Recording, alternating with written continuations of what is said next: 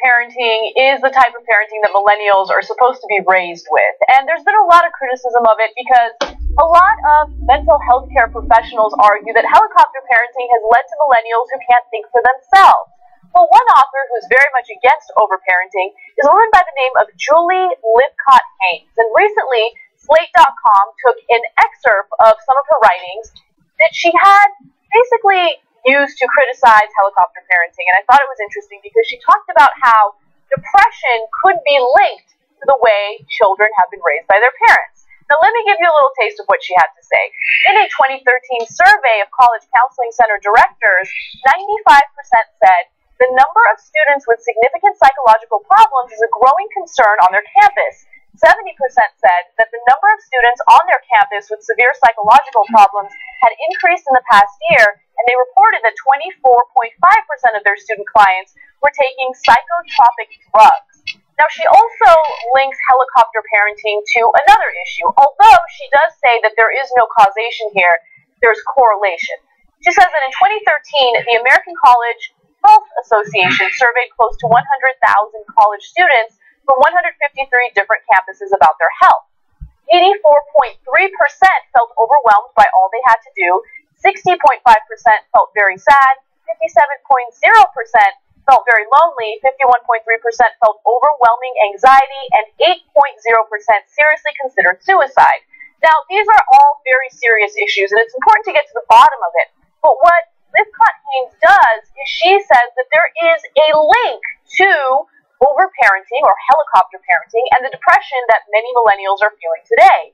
But unfortunately, she seems to discount some of the realities that millennials are really dealing with today.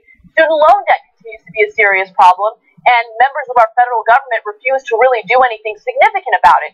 In fact, if you look at the numbers, the total U.S. debt pertaining to student loan debt is $1.2 trillion, coming in second to mortgage debt. Now, I should also note that the average student loan debt for a 2014 grad is about $33,000.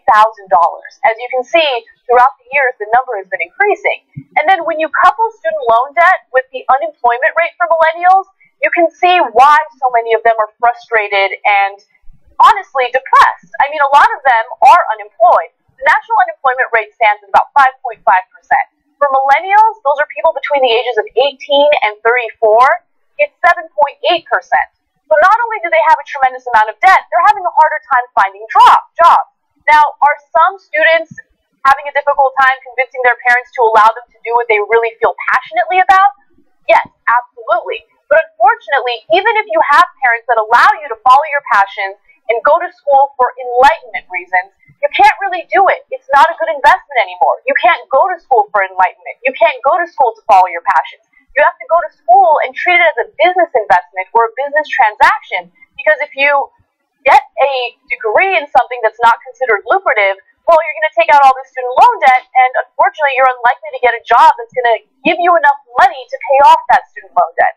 So millennials are not able to follow their dreams like the generations before them. Maybe that's why they're depressed. So I have this very negative reaction to people who blame overparenting for the reasons why millennials are having a hard time right now. They're having a hard time because of our economic conditions and the fact that our federal government refuses to help them at all when it comes to student loan debt. Well, tell me what you guys think about that. That's my final judgment.